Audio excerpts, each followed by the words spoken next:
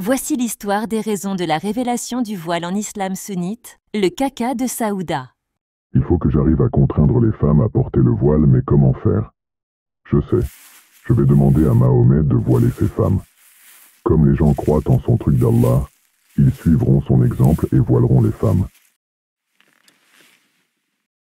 Que tes épouses soient voilées. Non, non. Omar, je t'ai déjà dit que je ne voulais pas... Arrête de me demander ça. Comment le faire changer d'avis? Ah, je sais. Je vais harceler Saouda pour l'obliger à dire que son truc d'Allah veut que les femmes mettent le voile.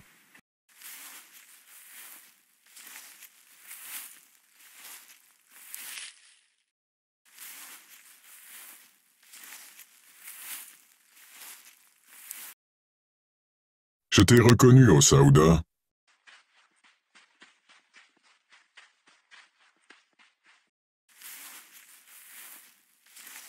Omar nous espionne chaque fois qu'on va faire caca.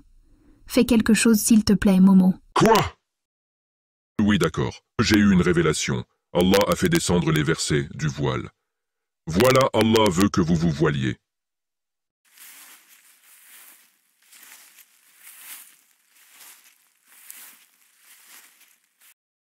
Ô Saouda, par Allah, tu ne peux pas te cacher de nous.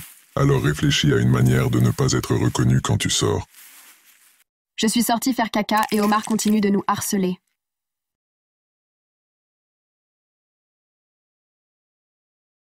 Bon, d'accord. Je viens d'avoir une révélation. Allah a changé d'avis, vous pouvez aller faire caca sans voile. As-tu été libéré?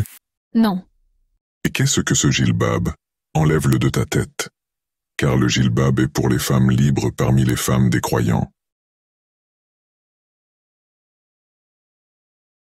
Tu hésites? J'ai fait descendre cette révélation pour distinguer les femmes esclaves. C'est pas pour que les esclaves le mettent.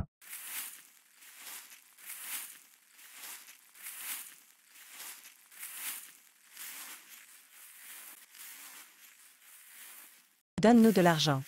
Est-ce que vous pensez Tu vas que... nous écouter quand on parle. Puis-je entrer?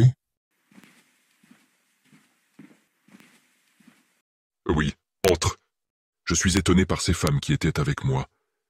Dès qu'elles ont entendu ta voix, elles se sont empressées de se cacher. Tu es plus digne qu'elles te craignent, ô messager d'Allah. Ô ennemi de vos propres âmes, vous avez peur de moi, mais pas du messager d'Allah. Oui, car tu es plus dur et plus sévère que le messager d'Allah. Par celui qui détient ma vie entre ses mains, chaque fois que Satan te voit emprunter un chemin, il prend un autre chemin que le tien. C'est plus simple que ça. Elles ne te respectent pas et ne croient pas en ton truc d'Allah non plus. Elles ne se montrent pas avec moi, uniquement parce qu'elles ont peur que je sois violent avec elles sinon. Comme on peut le voir, le voile en islam sunnite n'a rien à voir avec de la pudeur ou de la spiritualité comme on le fait croire aux croyantes.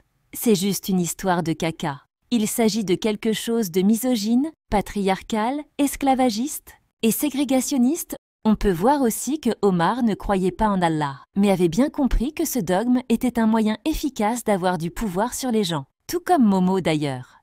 Il ne respectait pas le choix du prophète de ne pas accepter de voiler les femmes et savait qu'en mettant la pression, le prophète changerait d'avis en prétendant une révélation divine. Omar, après l'ordre d'Allah de voiler les femmes, continuait à les espionner, si bien que le prophète les a autorisés à ne pas se voiler pour aller faire caca.